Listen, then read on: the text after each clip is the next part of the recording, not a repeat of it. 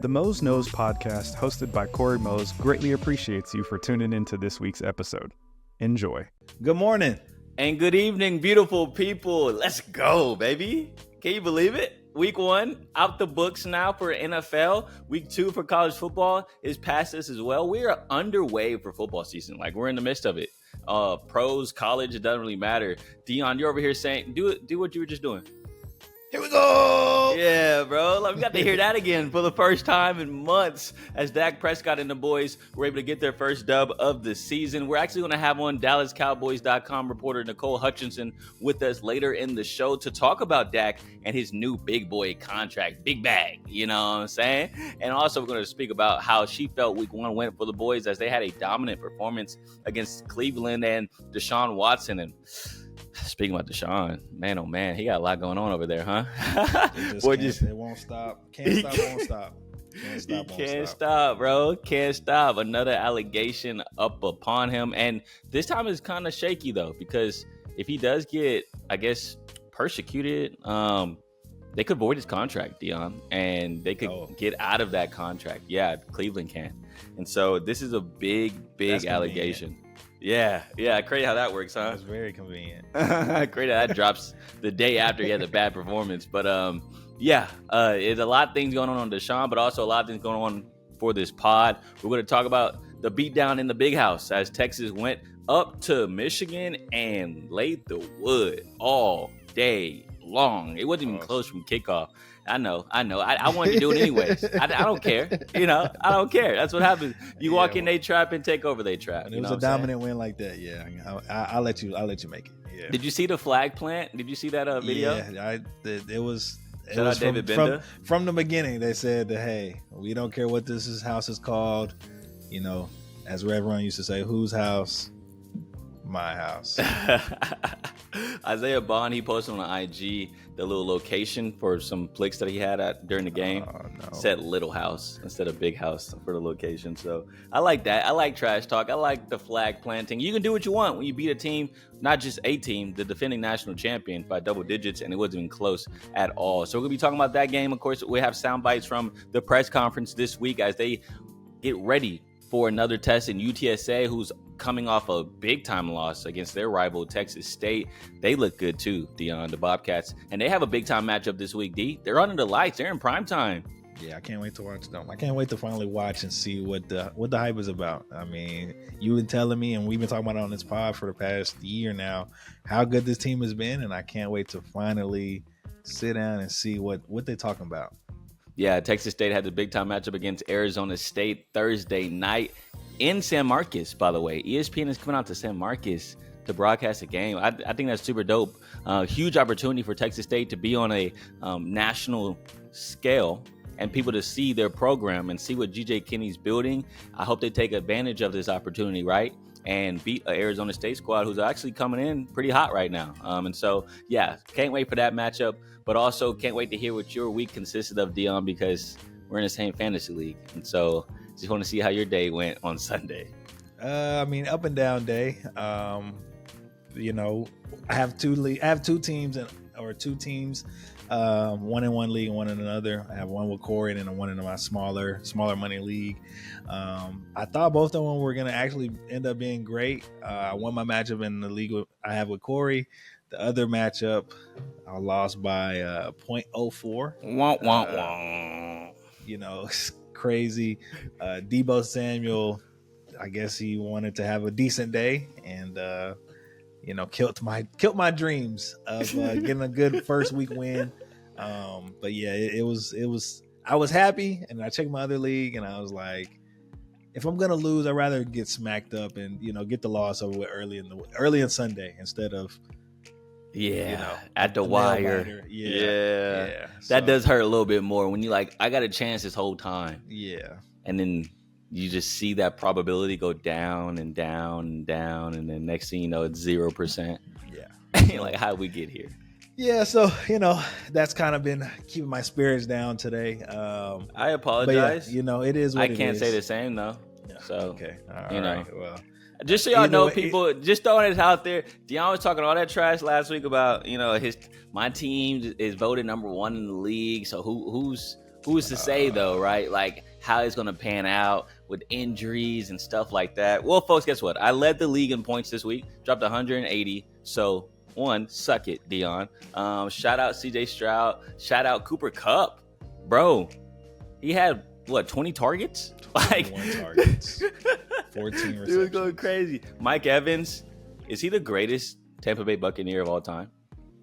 I don't see who else has an argument. Because you know what I'm saying? Maybe Warren Sapp. He's gonna get another 1,000 in him. If Baker keep playing like that, yeah, that 1,000 coming. 1,000, yeah. So. And I just picked up Jordan Mason for good measure. You know, I have Christian McCaffrey. So, by the way, I dropped 180 points without my number 1 draft pick, by the way. Just saying. So, wait till Christian gets back. So, I get to talk my stuff week 1 because I won. And so, next week, we'll see what happens. I may be a lot more humble. But for right now, I don't care. So, we won. Week 1. Congrats to you, though, Deon. I know you wanted to win, too, so... I won. Let's do, we're 1-0. The league I have with Corey. Yes, I won.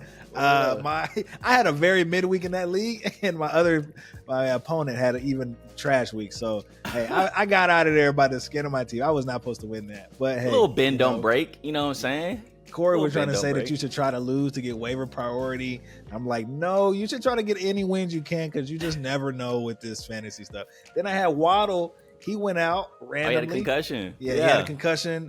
I was like, well, yeah, my week 1 is over. He came back in the game and I still had breaking 100 yards. So I would always say I like to go for the win for waiver priority because you just never wins are not guaranteed. I understand. I agree. Wins are not guaranteed. You just never know. You can have Caleb Williams that. Supposed to be Michael Jordan. Dude's supposed to be Michael Jordan of football, and bro can't get 100 yards. Oh my goodness! So you messed up starting a rookie quarterback. You should have started the other rookie quarterback, Jaden Daniels. He had one heck of a fantasy game, I guess you can say. But when it comes to passing, he wasn't too great. We'll talk about those matchups later on in the pod. Right now, you talked about how every win matters, right? And that's something that Texas is facing as they go down their schedule. Every single win matters because that's another opportunity to get better and to grow. And so they grew up a lot on Saturday against Michigan. I think the big question was, can they be as physical as the Wolverine squad, who is known to run the ball down people's throats, to also not let other people run the ball? And it just seemed like the roles were reversed on Saturday as Texas was able to not only run the ball and defend the run, but also pass it wherever they wanted to as well with Quinn Ewers.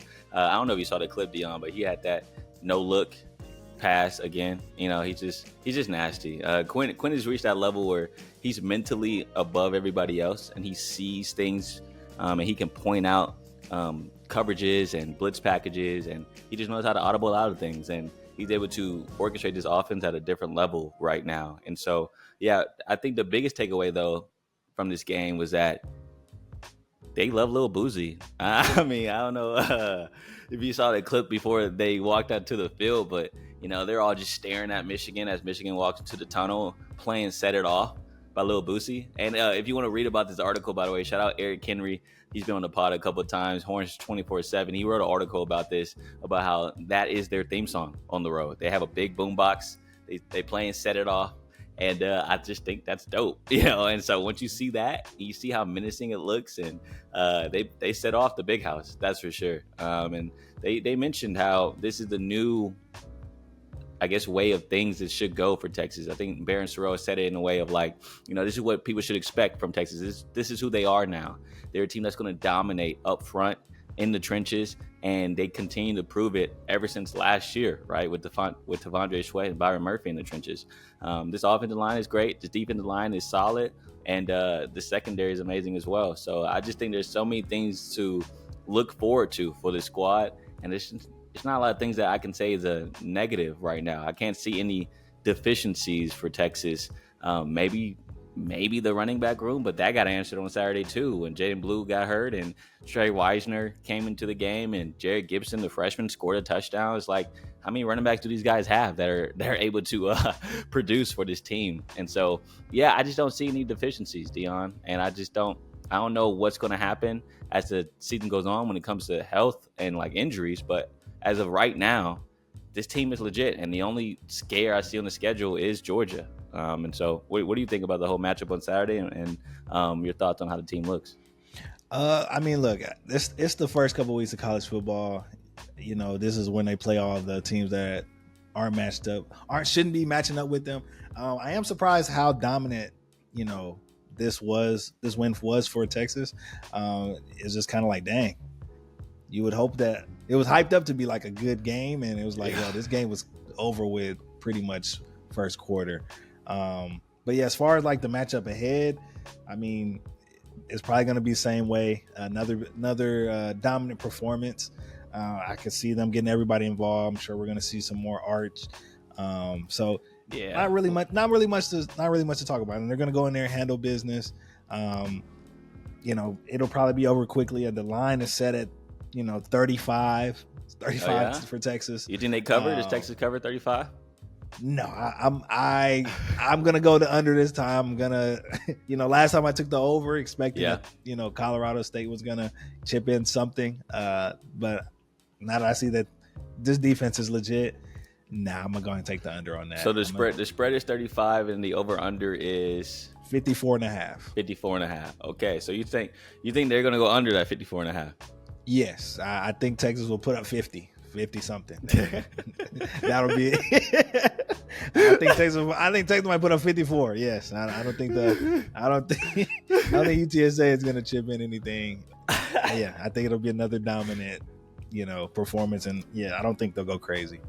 Yeah, I agree. That crazy. No, I agree. I don't see UTSA scoring. If they do score, it'll be late in this game, as the second strings or even like the third strings may come in and allow them to get a touchdown on the board. But other than that, like you said, that first unit, I just don't see the Roadrunners doing anything on offense. But one thing I did want to touch on was something that Sark mentioned on Monday to us at the press conferences.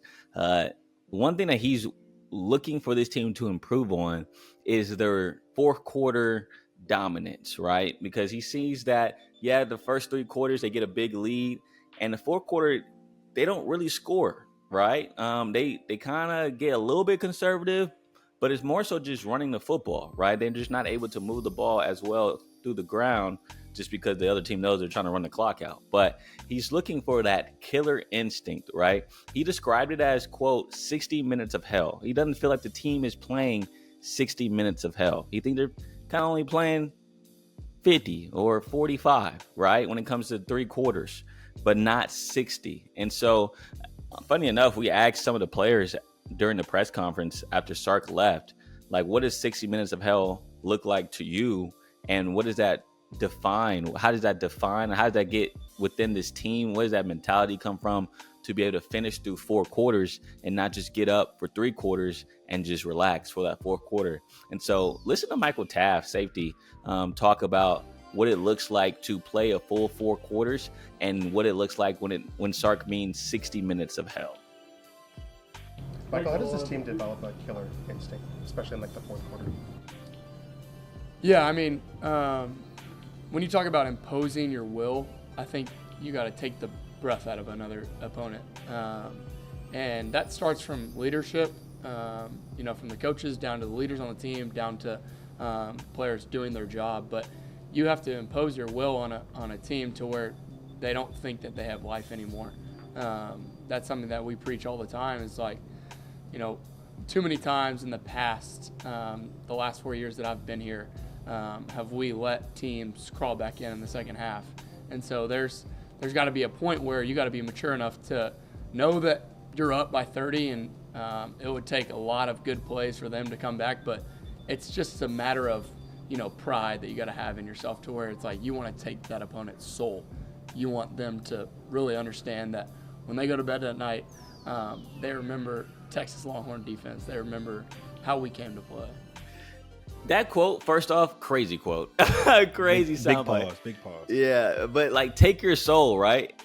I like it, but also like it's kind of uneasy when I hear somebody say take your soul. I don't know like how it makes me really feel, but I mean, whatever. That's how Taft wants to describe it. But you can just feel the intensity when he talks, right, about how much it means to him to be able to finish out games.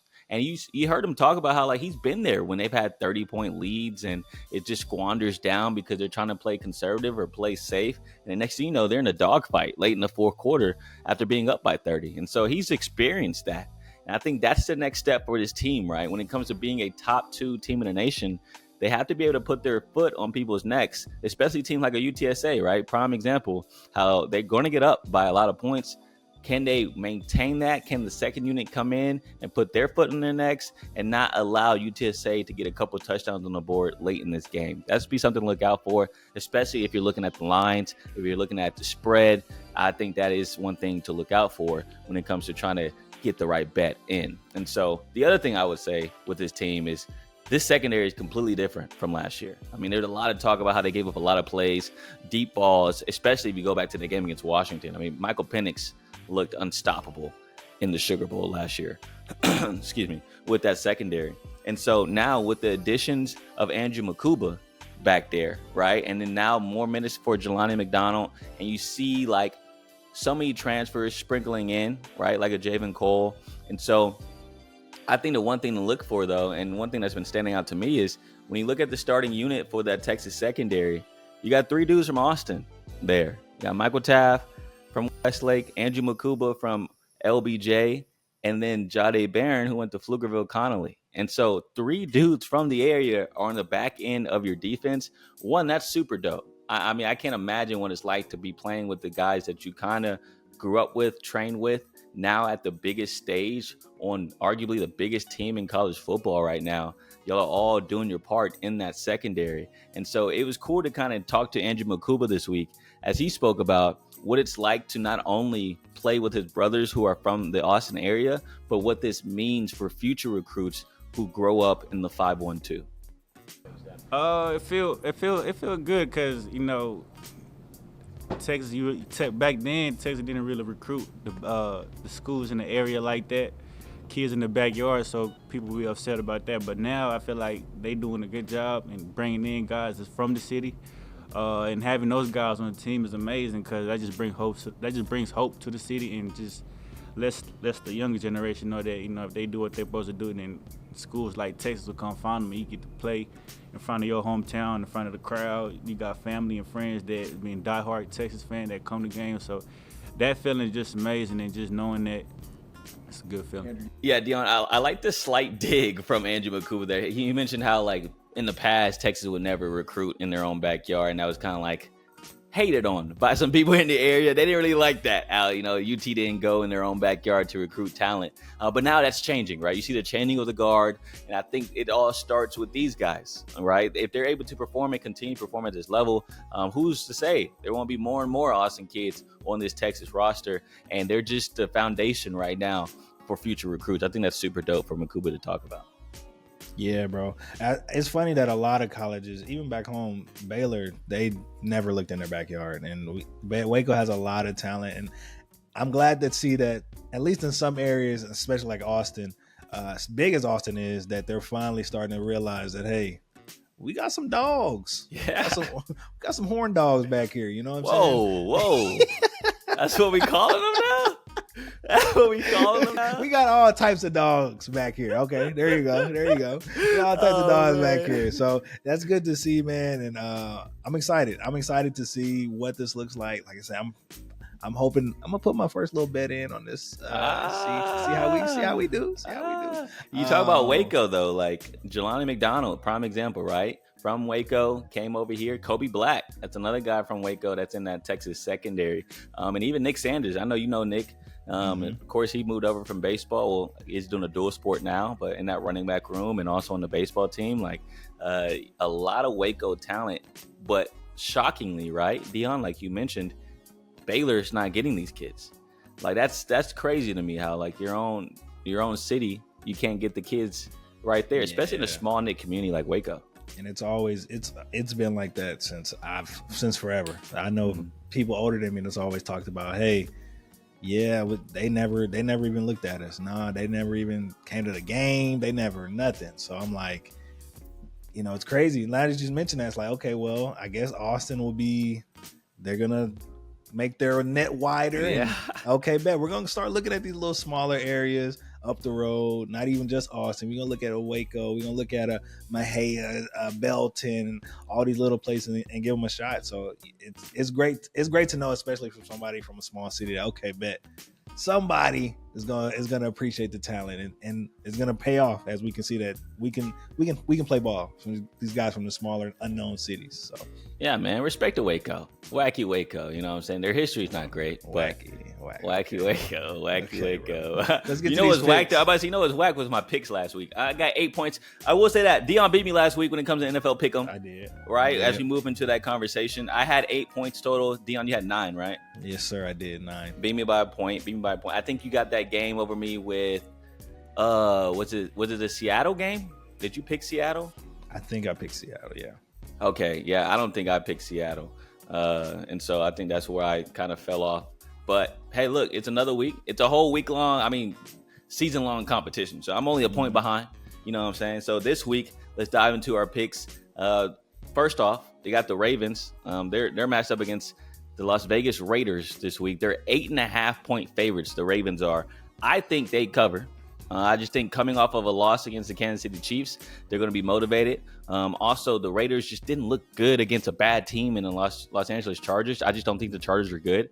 I think that more so told us what the Raiders are, right? Gardner Minshew, he's QB1. And so you're going to win some, you're going to lose some with Gardner. And I don't think they win against Baltimore in Baltimore. It's going to be a statement game for Derrick Henry, I feel like, too. They're going to get up at a couple scores and run the rock with Derrick. Who you got in that game? I got Ravens. I Okay. need Derrick Henry to go crazy.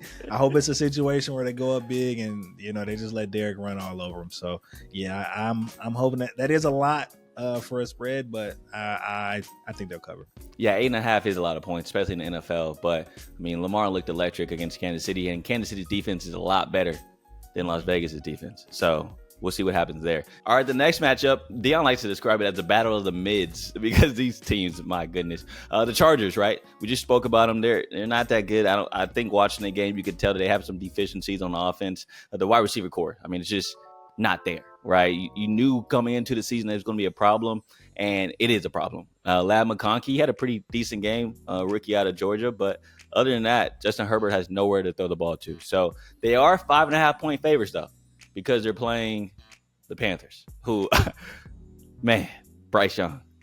I want to believe in kid. I really do.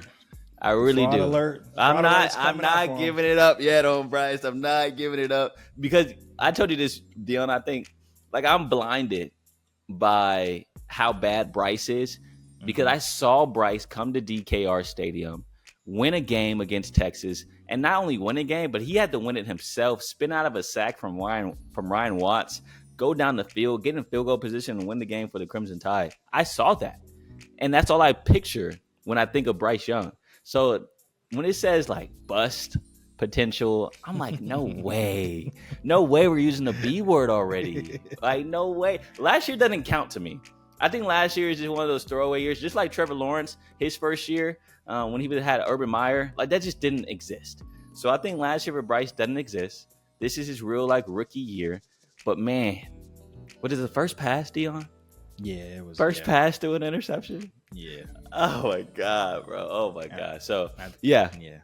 They look bad. So, yeah, I'm taking Chargers, 5.5. You taking Chargers as well? Yeah, I'm taking Chargers. I think I think they're going to run the ball a lot. I think, what's his name? Harbaugh said they're going to focus more on running the ball. So I think they're going to run all over them and waste most of the clock. So, yeah, I got them finding a way to ink it out. I'm right there with you. I wonder if you're right there with me on this pick. Cowboys versus Saints. Cowboys are 6.5 point favorites. I'm taking the Cowboys. I think they cover 6.5. I know the Saints looked great last week, but remember who we just talked about? They played, Carolina. So are they good? I don't know. I think they just played arguably the worst team in the league. So that's what make them look good. And so, I'm taking the Cowboys, and they're at home. History shows us that the Cowboys defense is a completely different defense at home than away. They were a lot better at home, which is funny because they were really good against Cleveland on the road. So who can imagine what the defense is going to look like this week as they play the freaking Saints. Saints. I just went blank for a second. I got you, bro. I appreciate you. I'm like, that boy slowing down. Hey, I appreciate you. I appreciate it. She went blank for a second. I got a text from our guest that's about to come on. That she's about to come on pretty soon. So I was like, all right, dang, just got sidetracked. So a huge contract for Dak, right? As we talk about his contract being $240 million. And 231 of that 240 is guaranteed, Deon. And so, like, first off, what goes to my mind, $9 million, bro? Like, they just couldn't get that other $9 million guarantee. You already giving him $231 million. Like, you might as well just give him the other 9. Like, am I tripping? Nah, Jerry said you got to earn it. Maybe that's the Super Bowl incentive. Super Bowl, incentive. Yeah. You take us to the conference championship. You know, we'll throw that in there. We'll throw extra 9 in there. Yeah. Throw extra 9. What do you think about the contract, though? I mean, it just comes with a lot more expectations. You know that how hostile the Cowboys franchise is. You got your money. Jerry said he went all in. Still a lot of questions to be answered for the team. So yeah, they paid you all this money. Now you just got to go out there and prove them wrong. You know, without a running back room and a lot of questions all around. You got to show them that, hey, I'm worth all this money. And it's interesting to see you got all these quarterbacks paid this year, and I'm curious to see, will there be any difference when it comes to the Super Bowl, and we can get that Kermit the Frog guy out of there and get somebody new that got all this money. You know, you're not going to disrespect the best player in the league, bro. I know them GMs are mad, bro. Them GMs are mad. Like, damn, we gave these guys all this money, and we still can't beat this guy. We still can't get this guy out of there. So. We speak about the GMs, though, Deon, and this is what I struggle with and what I have a problem with when it comes to the NFL landscape right now. Everybody continues to push the bar up when it comes to these quarterback contracts. Mm-hmm. Even like this whole offseason has been like, who can one up the other, right? I remember when Trevor got his contract. I'm like, bro, really giving Trevor Lawrence that much money? But they're just competing with each other at this point because it's a part of like the quarterback fraternity, right? You want to get the most amount of money as possible, so then the next guy is able to get more money, and you just keep raising the bar. But if you look at Kermit, who you're referring to as Patrick Mahomes, the way they did his contract, completely different than what the rest of the league is doing. They made a 10-year deal, spread out within those 10 years. They knew he was going to be the quarterback for the next decade. And if you're giving money to a guy like Trevor Lawrence, you would hope that he's a quarterback for the next decade. Same thing would do like Josh Allen, Lamar Jackson, Dak Prescott. Maybe not Dak because he's a little bit older, but it's like these young guys that are getting these contracts after their first rookie deal. Mm-hmm. You see what the Chiefs are doing. They gave their guy 10-year contract. And now, since it's so spread out, the Chiefs have enough money to go spread the talent around Patrick. While Patrick still makes his bread, he's not dirt poor, but he is still getting less than what he should be compared to the rest of the league. But he's okay with that because he's winning Super Bowls, and he knows that the organization is using that extra money the right way. So I'm just like confused of why no other GM has followed that model when clearly it works. But instead, they're doing what everyone else is doing. It's just one-upping each other. I just don't understand why the GMs don't get that. And maybe I'm missing something from the outside looking at it. I mean, it's two sides. When the quarterback, the guy has to want it, and the GM got to, So they're probably 10 years. Nah, let me get all this guaranteed right now. And, we're seeing how it's affecting a lot of these guys and their teams. And it's sad. It's sad to see, like, yo, you're making all this money, but the guy over there with the Kermit voice is still gonna come out on top. I mean, you just see what he did to Lamar. So yeah. It's sad to see. But let's go ahead and get to Nicole, man. Yeah, facts, man. I can't wait to get Nicole to hop on from DallasCowboys.com. She was actually at the game against Cleveland, and she's been around the team the whole training camp, even at Oxnard, California. She was out there as well. She's been grinding, man. I'm surprised she even got time to hop on with us, so I appreciate her time. But here's our conversation with Nicole Hutchison. All right, here we go. The girl's in the building, or I guess I should say on my laptop. Yeah, you feel me? What's up, Nicole? How you doing today? I'm good, man. How y'all doing? Y'all good? Sensational. We are Sensational. excited to finally have you on. Oh my gosh. Thank you for joining us. Finally. Deon been itching to get you on. You saying finally, like they ain't got me Finally. working like a Hebrew slave up in here. Okay, I am working like training got a lot camp going on. booked myself. Like, oh Lord. But I made it. I'm I'm proud alive, of you. know? I'm proud of you, though. Thank Sideline, you. by the way, how was your first sideline experience with the Cowboys?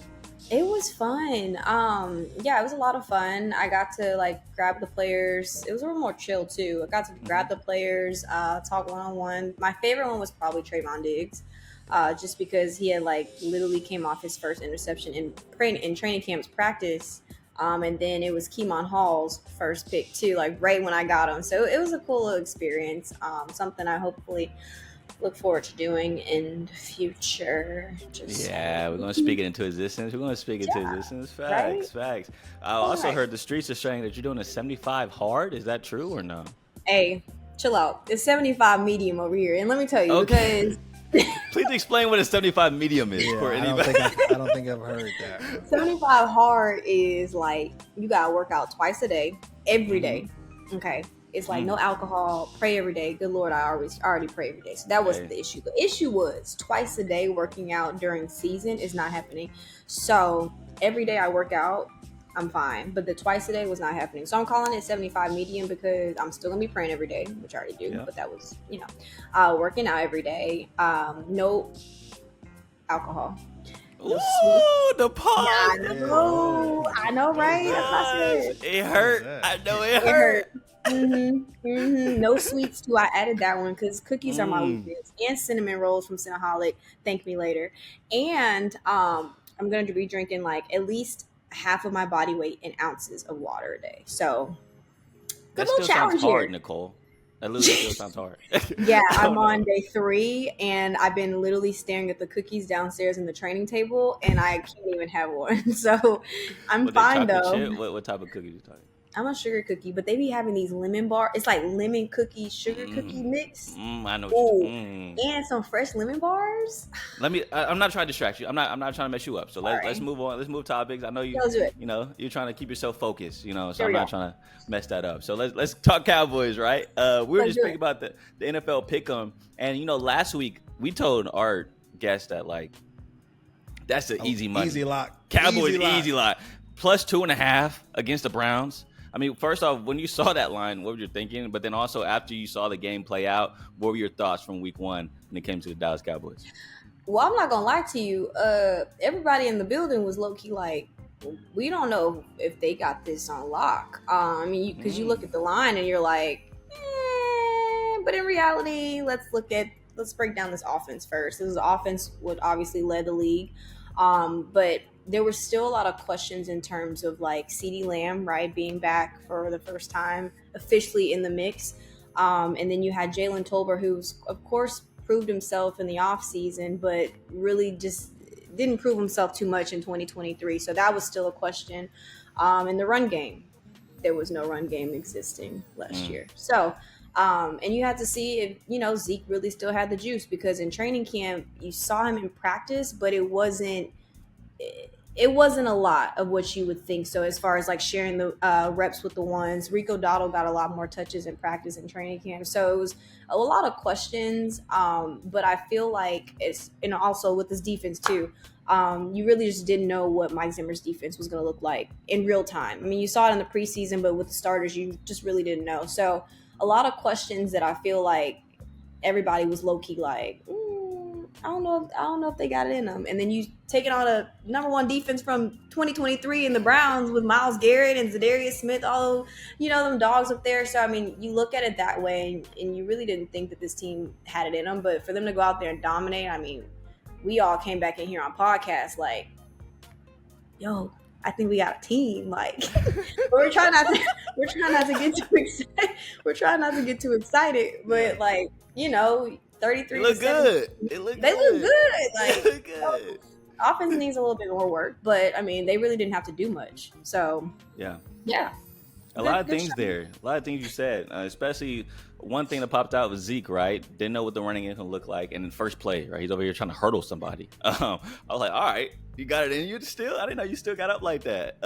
Then gets into, why are you making that face? What's that? It's funny because Mike McCarthy actually said today, he was like, we don't teach them to hurdle over guys. I promise you we don't do that. We teach them to keep their feet on the ground. So it was just funny that you mentioned that because he literally talked about that today in the press conference. But I'm sorry, keep going. I mean, I think that's how you set the tone, right? That's how you set the tone. Like, I'm going to jump over you. First drive. Then scored a touchdown. And, you know, he spoke about Mike Zimmer. And one thing that stood out to me was the way he was able to move Micah everywhere. And I heard that afterwards, they were saying how they were on the same wavelength when it comes to calling plays. What Zimmer and Micah, even D-Law was able to kind of relate to, oh, I know this call. I like this call. I think it's a perfect call for this situation. And so Zimmer seems to be all hands on deck right now when it comes to moving Micah around. But the one guy I did want to talk about, there's this new 21 out there that's Zeke's old number, Deion Sanders' old number, just a rookie. Surprised he still has 21 after, you know, Zeke coming back. And so talk to me about Kalen Carson. And he had a great day, first start as a rookie, taking over for Deron Bland, big time moment, and he stood up. And you know, it's funny. I talked with him in the locker room on last Thursday before the game. It was just one-on-one. And I was like, how are you really feeling? Because, I mean, you've had these cameras in front of you, you know, and whatever, blah, blah, blah. But how are you really feeling heading in there? You got to probably be matched up with Elijah Moore and Amari Cooper. And we know what Amari Cooper has done, especially here with the Cowboys. So he was like, man, bro, like, I'm good. Like, I'm confident. And he was like, you know, they're elite route runners, but I'm elite. That's literally what he said. But since he stepped foot in the Cowboys or here in Dallas, I mean, he's been like this confident player that you hardly come across, especially as a rookie. And even the number he mentioned that's not really like a big thing for him. It's just another number. He actually quoted and said, if it makes him feel a little lighter than 41. So yeah, we're in the Deon nasty number for a DB. It was nasty. I did not like it. But no, like he's comfortable, man, and he's a physical guy that literally from day one has always said that if you're not a corner, then if you don't like being physical, then you don't need to be a corner. You don't need to be playing this position. So to hold Amari Cooper to just 2 catches, I think that's actually pretty impressive. Yeah, you talked about this defense too when it comes to Cleveland, and that was the question, right? Can this offense move the ball against the number 1 defense from last year? And they couldn't get any pressure. I mean, the reigning defensive player of the year, Myles Garrett, didn't hear his name at all, and that's thanks to Tyler Guyton, right? Rookie left tackle. What was about his performance? Did y'all talk to him after the game? And to go against a guy like Garrett and to play that well in his first start, what do you think that says about Tyler? I mean, it says a lot, but he and, man, this rookie class, they're all the same, like the same temperament, confident, but they're like cool, calm, and collected type of like confident. It's kind of strange. But no, even then, I mean, he knew the test that he had at hand to hold or be a part of helping hold Myles Garrett to just 3 pressures an entire game. Like you mentioned, Defensive Player of the Year in 2023. It was impressive. I'm not gonna lie. I didn't get a chance to talk to him in locker room just because he was busy, but and in the showers and stuff. But definitely something I want to talk to him about, just because you have another task coming up on Sunday with Chase Young. I don't know, Cammy Jordan. Let's talk about that. So yeah, I think that facing a Myles Garrett and Zadarius Smith really prepared him for even on Sunday's matchup. All right, let's get to the real question. Here he goes. Let's get to the real question. All right, let's go. Let's get to the real question. So, was this Jerry's plan the whole time to wait till before tip-off to get this man his money? I'm crying. Now you know we don't know the answer to that for real. Oh, you don't? Boy, they want to get the tea, bro. I thought this was his plan the whole time. Hey, look, I'm gonna have the media talk, and I know I'm gonna tell them all in. I know we're gonna have Dak, and they're gonna ask me this question every week. Hey, are you gonna give him his money? Hey, I'm not afraid to give him his money. Very Jerry-esque of doing that. But we already know that they typically don't do contracts until the final minute. So we knew and had a feeling it was gonna happen. Because one, you don't want to go into this year, and Dak Prescott has another year like he did last year. Leading 36 touchdown passes. second in MVP voting. You don't want him to have another year like that, and he's a free agent after this season, and you have so many teams that are calling after him, and he's still gonna hit the cap for about $40 million a year, so you still gonna be paying him. So that was not the smoke that Jerry Jones obviously wanted to have. And plus, I mean, Dak is such a good leader for this organization. I feel like if you think about the perfect franchise quarterback, you think of Dak. And I'm not just saying that because I work for the Cowboys. I'm being honest. Being honest here. And they love him here.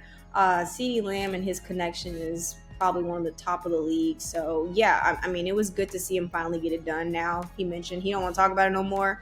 I think this organization is kind of finally we got it done. We just gonna move forward, and it's helped this team now shift their focus to the rest of the season. Yeah, and from the outside looking in, Nicole, it seemed like he carried himself perfectly throughout this whole process, not answering a bunch of questions about the contract, saying that's my agent's job, and he was there, in California, unlike CD, who was holding out away from the facilities. And so what can you say, just being in the building, how Dak carried himself throughout this whole process and not kind of making a distraction as you see around the league, but instead just being like, yeah, my agent handles it, I'm gonna be here putting work in? I mean, that's why he got that $1 million contract, that $200-something million contract, right? I mean, that's why you're getting paid the big bucks, because you're supposed to carry yourself like that as a franchise quarterback. And he mentioned also that he kind of put pressure on his agent, but he was just like, hey, we gonna get this done before week 1. We have to. But he just kind of trusted it, lean on his faith, because he is big on his faith as well. So I mean, again, that's what you got to do as a quarterback. You got to let it be where your feet are. That's what he mentioned also in training camp, and just let the rest play out itself. So I like the way he handled himself. I mean, again, that's what you're supposed to do. Yeah. Did I see a quote about how Zeke used to pay for all his meals early in their career? Am I tripping? I don't know about that one. I didn't see that one. Okay, sounds good. Yeah, I saw that too, Corey. You don't know about? He paid for something today to have him come back. How special is it just to share some of this with him? Yeah, it was special. The first guy hugged after getting the news, honestly. I think about a guy that really took care of me for the first couple of years when you talk about finances. He did. And, whether it be partying, dinners, whatever it did, he's a guy that wouldn't let me pull out my wallet, took care of me. So for him to be there in that moment, that hug, was special. Every time, because Zeke was a first rounder or something. Yeah, and he had a bigger bag than that.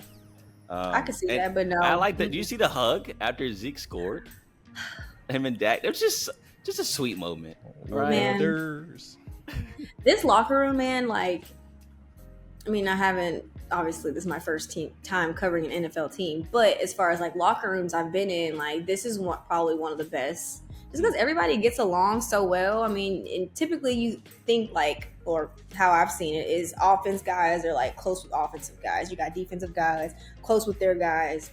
But you have Dak Prescott tight with Trayvon. You know what I'm saying? Even with Micah, Cooks, tight with, well, Gilly's not here anymore. But all of those guys are just so close with each other. They help the young rookies. So, I mean, yeah, I think this locker room is pretty dope. Pretty dope, I'd say. What are they trying to improve on heading into this matchup come Sunday? Now, you already know the answer to that. Running the football. Running the football and third downs, because they were 4-14 on third downs. First half, pretty good in the run game. Second half, it was just a lot of lack of execution. So that's something that they really want to focus in on. It's a different type of matchup game you have with the Saints.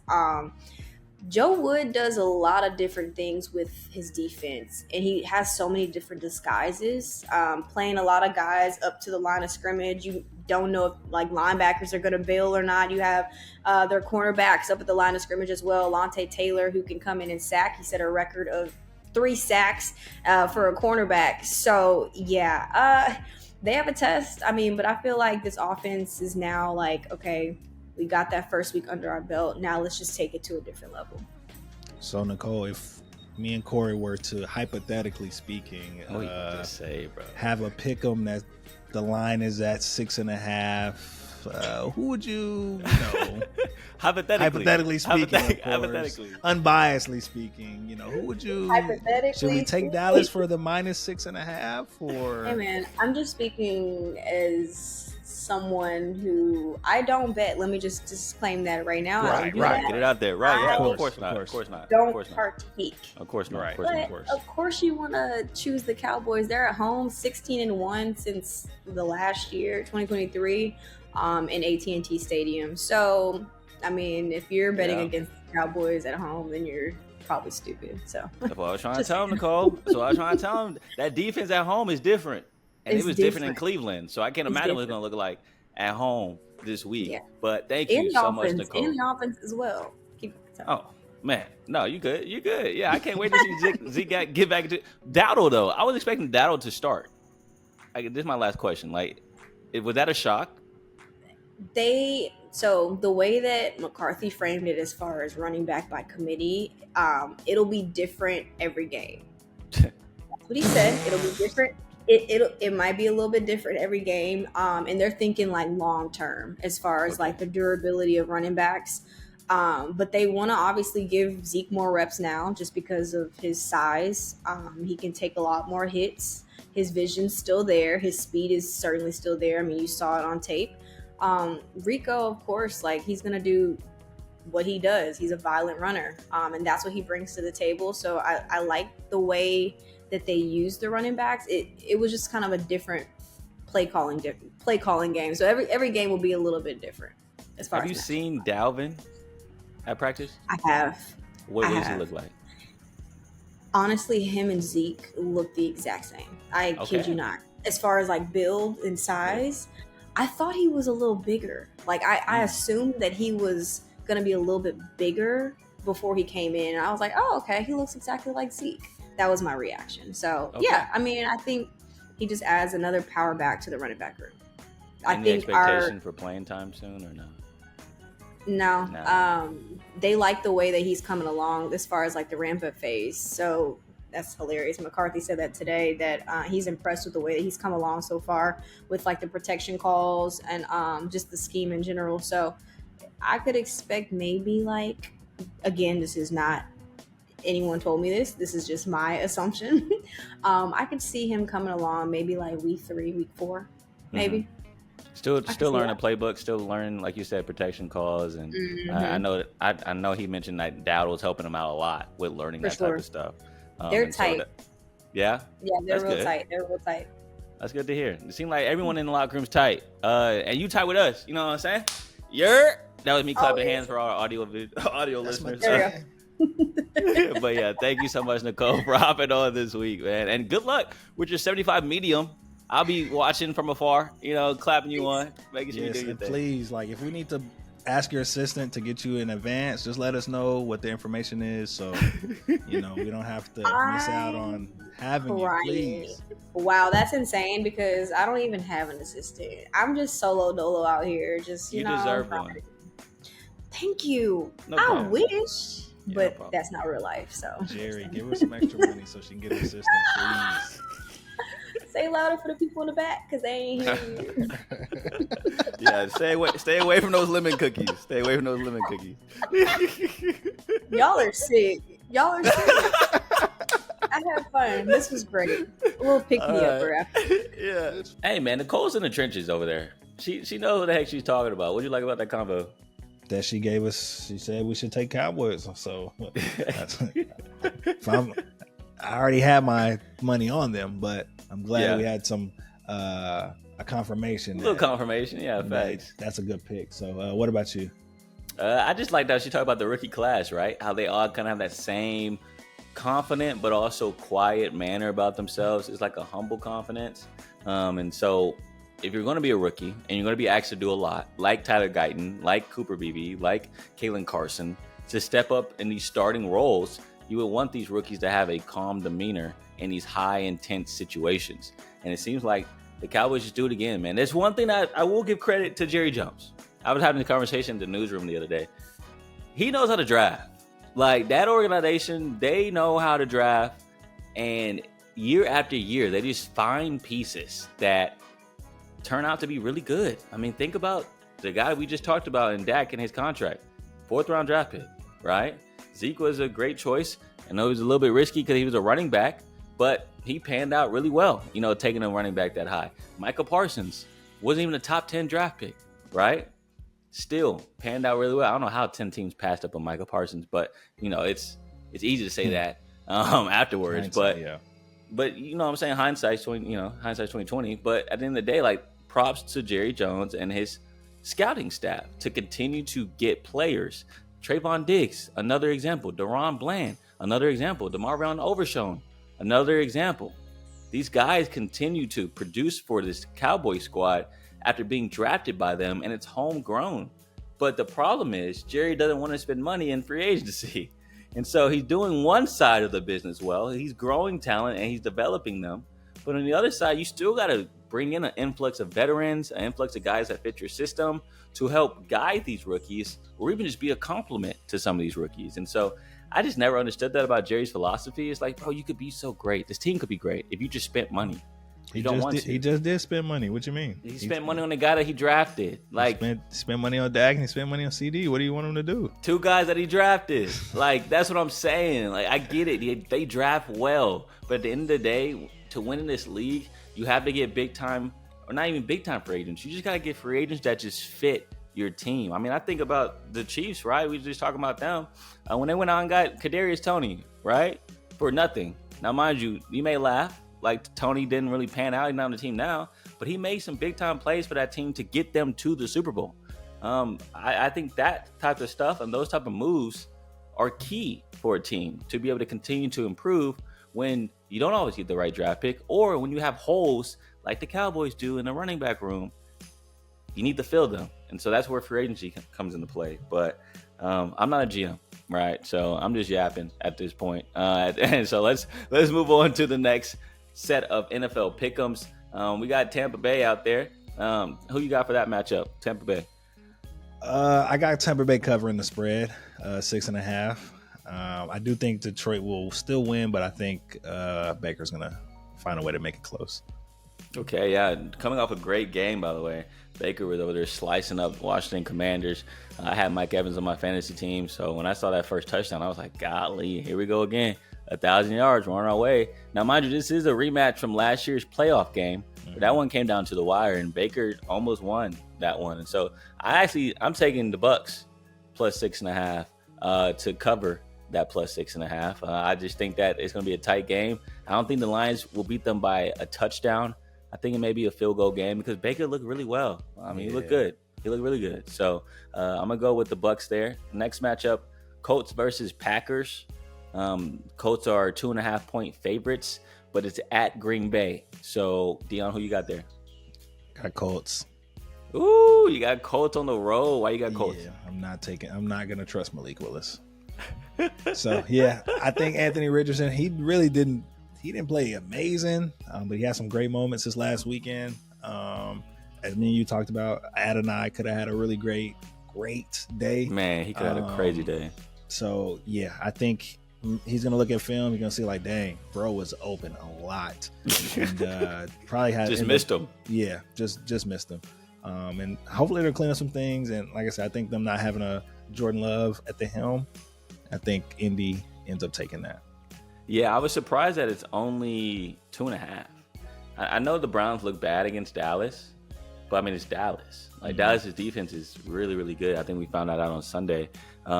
And the Jags don't have that same defense. And I don't know if the Jags will be able to move the ball the way Dak and that squad did.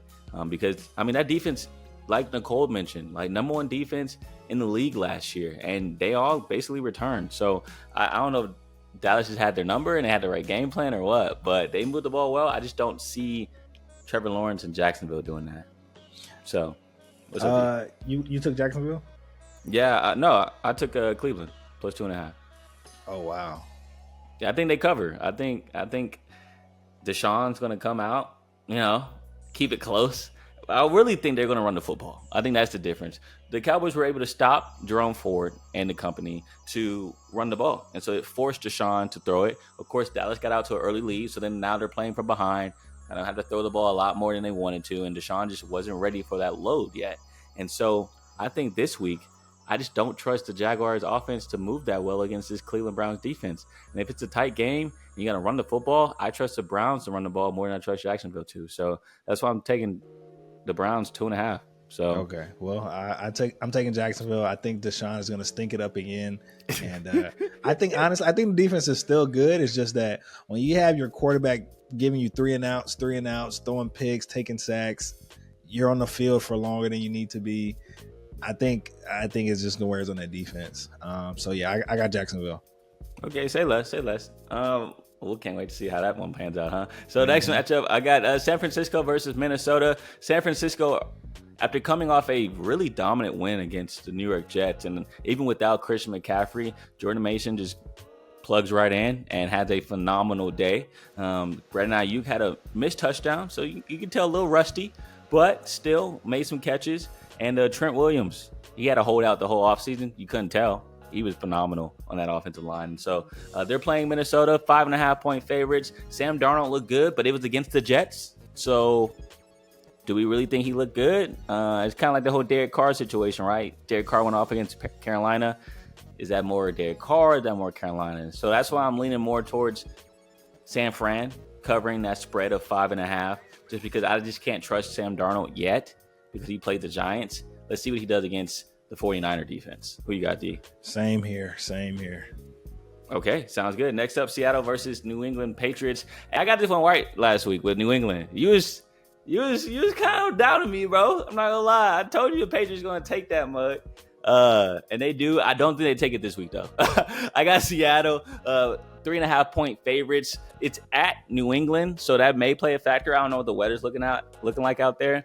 But either way, Seattle's okay with that weather out there anyways with the rain and cold. So, yeah, I got Seattle. Who you got? I got Seattle as well. I mean, we do need to see. I know Kenneth Walker is dealing with the abdomen, so we'll see how that'll play out. But yeah, I'm definitely gonna rock with Seattle, -3.5. All right, next up, Jets versus Titans. Jets are 4.5-point favorites, and I'm going with the Jets just because Will Levis. Again, I told you last week, I don't trust Will Levis, and it played a factor. Now, mind you, I don't think the Bears covered. It was one of those 0.5 games, right, D? Yeah. Yeah, so Caleb Williams, right? Golly, got to get over 100 yards passing. But at the end of the day, proves my point. Can't trust Will Levis. Did you see the shovel pass that he did? Yeah, for the pick six? Yeah. That was Daniel Jones-esque. Did you see the picture?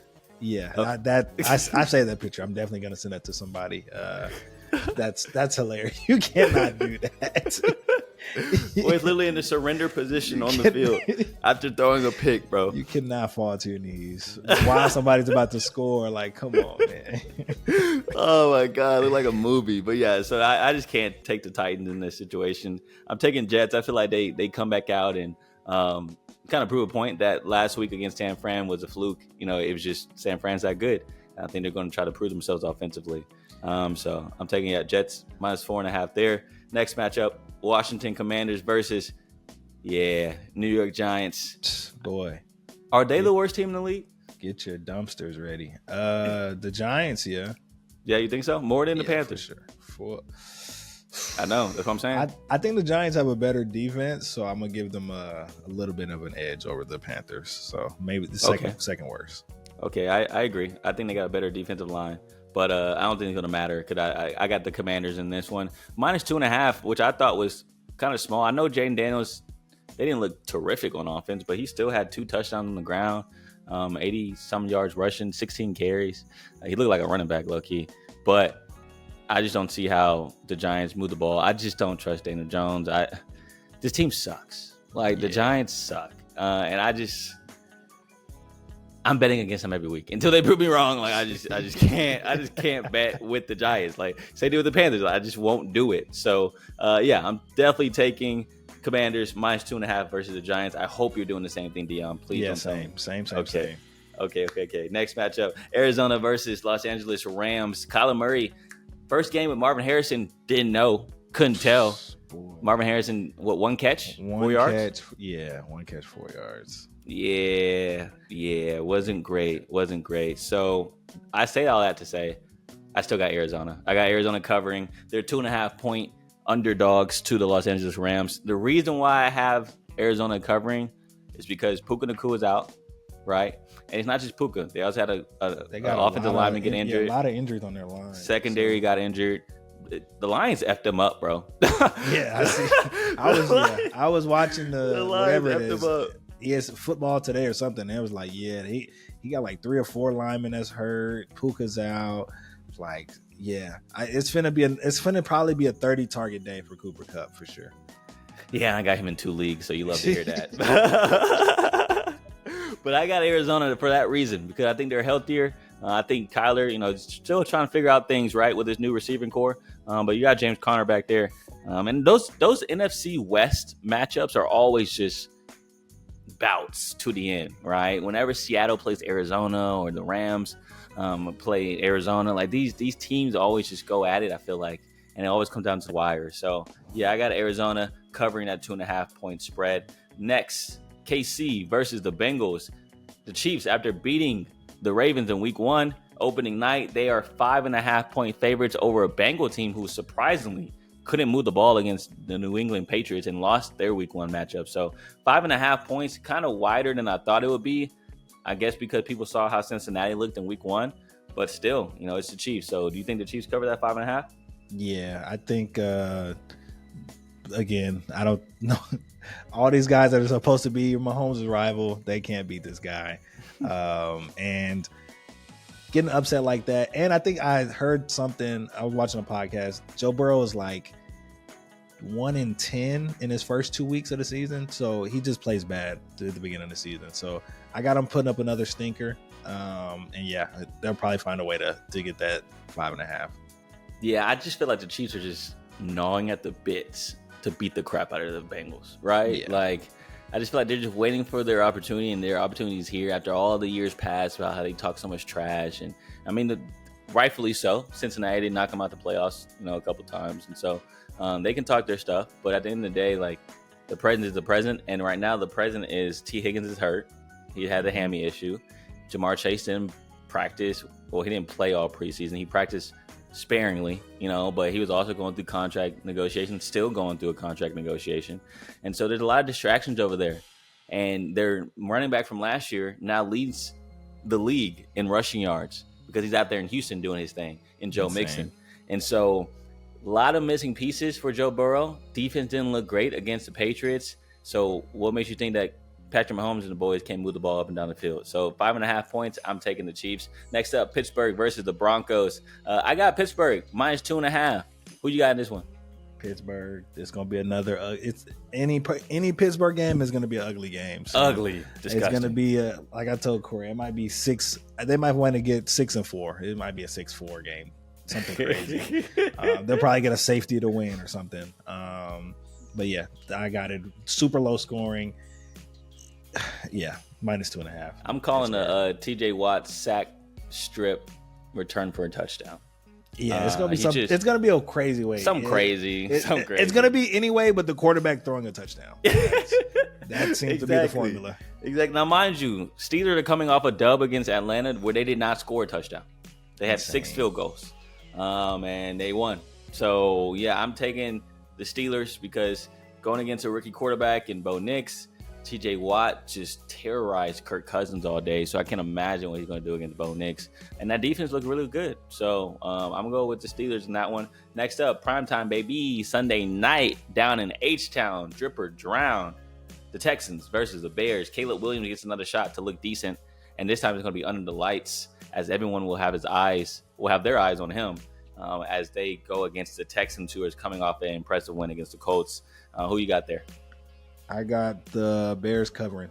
Bears covering 6.5 points. That's the spread for this matchup. I got Texans covering. I think the Texans beat them by more than 6.5. I just think that Sunday night, the stars shine. And C.J. Stroud, he's never had a bad primetime game. Hopefully, knock on wood, that doesn't happen as I say this. But I also think that this Texans defense is really good. They had a couple miscues against the Colts. Just coverage blown. Right, but they didn't drive down the field on this defense. It was more so just big plays. So if they can patch up those big plays, this defense is really nice. And so Mind you, the Bears defense, I'm not going to discredit them, though. They have a really good defense as well. So I just think the Texans have more weapons with the leader at quarterback, unlike the Bears does right now. Caleb will get there, though. I think Caleb's a good QB. I think. Yeah, for my sake, I hope it's this week. I hope him and DJ Moore find that connection this week, not for your fantasy team, huh? Yeah, for my fantasy for fantasy reasons, this week should be the week. Hey, they can find it and still get beat 31-17. You know what I'm saying? But that's the thing. I think one thing I've started to notice is that Houston, they love close games. They do. I feel like all their games come down to the wire. It's always CJ got to make a game-winning drive, or it's touchdown. So that's why I think that hopefully Caleb figures it out. Him and DJ Moore have a little good connection, and I still think the Texans are going to win, but I think it'll at least be close.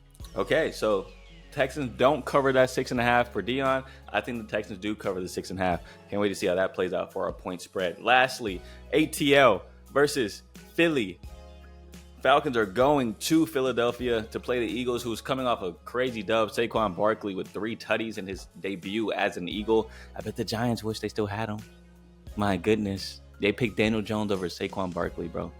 They picked Daniel Jones over Saquon Barkley. I cannot get over that. And they put it on tape. They put it on film. They let Hard Knocks shoot it.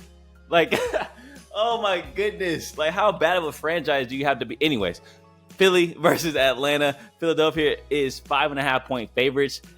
Who you got here, D? Of course, we got to go Philly. Okay, you're going Philly. Kirk did not look, it looked like he's still healing from this Achilles injury. Didn't look too good. I think Philly, and again, fantasy reasons, I hope that A.J. Brown goes crazy again. But yeah, I got Philly covering that for sure. Yeah, I'm probably going to regret this. I got Atlanta. I'm probably going to regret it. I got Atlanta. I don't know why I got Atlanta. This is good. Hey, we need a couple different picks. I just don't know why I don't know why I got Atlanta. I really don't. That's the one you're banking on? All right, cool. I don't know why I'm thinking maybe just because Philly doesn't have TJ Watt. Like, TJ Watt literally wrecked that game for the Falcons. I don't know if you got to see any of it, Deon, but like I was watching part of it at the news station on Sunday, and like every time I looked up, TJ Watt was in the backfield. And so maybe without Watt rushing him, Kirk Cousins looks better. So that's what I'm hoping for. But as of right now, I am thinking that the Falcons will not get beat by more than 5.5 points. So that is all the pick'ems. Is there a lock, do you feel like, Deon, out of all the picks that, like, this is for sure, go get your bread, this is the matchup? If we had to pick one out of all of these,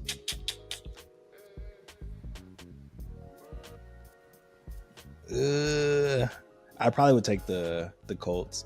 Okay. Colts minus 2.5. I like that. I like that a lot. I was going to go there too. So I like Colts minus 2.5. But since you went there, I'm going to go for my lock 'em pick. Washington, New York Giants. Yeah, that was another one I was looking at. Giants suck, bro. The Giants suck. Like, we gotta acknowledge that. That was the other one I was looking at. I was like, yeah, that's probably another one you could probably throw your money on. Minus 2.5 too. It's only 2.5. So you just gotta win by a field goal for the Commanders. I think they can get that dub, especially for Jaden Daniels' first win as a NFL quarterback. I think it'll be dope to get it against a division rival. And why make it close? Just beat the brakes off the New York Giants because they're not a good football team. So that's my locks. So before we get out of here, though, we got to do our final thoughts. Deon, what a pod. What a pod. It's been a lot. Yeah. It's another good one. Hope y'all enjoy. Of course, like, comment, and subscribe. Please like, comment, and subscribe. Like, comment, and subscribe, please. Final thoughts. I mean, I guess with the breaking news, stay off of live, man. Nothing good happens on live. What breaking news, Deon? Man, allegedly, it looks like Shannon was beating some cheeks on live. Shannon who? Shannon Sharp, Uncle Shay Shay, Nightcap Shay. Allegedly, of course. But yeah, it looks like, I don't know, it looks like him and a young lady were having intercourse on the live. Like I say, nothing good has ever happened with people being on live, and this is just another situation of that. So we're gonna see. This pod was recorded on Wednesday. We'll see. He's supposed to be going live later tonight, clearing up some things. We'll see if he addresses it. We'll see if he's taps around it. But hey, he's having a hell of a year. Man, he's on a run right now. So he's on a run. Definitely was. And September is I mean, we're only 11 days into September. September has been crazy. So yeah, stay off of live, man. If you're not a gamer, stay off of live. But that's my final thought. What about you? Oh my goodness, I just don't see how you go live accidentally. There's so many buttons you have to press to actually go live on IG, and for you to do that while you're having intercourse, Allegedly, of course. Allegedly. You're right. Allegedly. My final thoughts. I think, you know what? I'm gonna go here, right? We like to talk about WNBA, and so I've been following that lately a lot more. Kind of as the playoff push gets pretty close, as the regular season comes to a close, and the Indiana Fever, bro. Look! I already hear you sighing over there. They got a shot. They got a shot, bro. They got a shot. A shot. Like if you at making a run at a championship, I'm being dead serious. I'm not crazy. At least to the conference final. Let me say that. I think they have a shot at making it to the conference final. This team who looked awful at the beginning of the year. It's just Caitlin Clark's show, but she even looked bad at the beginning of the year, if we're being honest. They've spent this time, especially the Olympic break, to get better, to add some stuff to their bag, to add some players to the roster. And now the chemistry and the continuity just looks sensational. And so, yes, D, I know that, I'm a big glazer, whoop-de-whoop, but at the end of the day, I speak facts. And what I know and with my own eyes, they're winning against really good teams. And so to do that, you got to play good basketball. And that's what they're doing over there in Indiana. So shout out to Caitlin Clark. Shout out to the Fever. I think they're going to make a run in the playoffs. So don't be surprised they make it to the Eastern Conference Finals. That's all I'm saying. That's all I'm saying. Well, we'll see tonight. They play the Aces. We'll see. Big time matchup. We'll see what she does with that. Yeah. I mean, let's get out of here. All right, bro. Thank y'all so much for listening as well. We just really do appreciate your support. Like, comment, and subscribe, please. And as always, actually, before we go, my bad, D, just got to say, pay respect. All the people that lost their lives in 9/11. We're shooting this pod on 9/11. So, man, a tragic situation, occurrence back then. I don't know if you remember that day, Deon. Do you have not at all. Okay. I don't remember yeah, at all. Same. I just think it's crazy how, so many people were impacted, right? My parents still talk about it to that day, about where they're at and what they experienced and all the shock that was happening. And so just want to pay my respect to all the victims of 9/11 and their families. But as always, Deon, let's leave the pod. Positive note.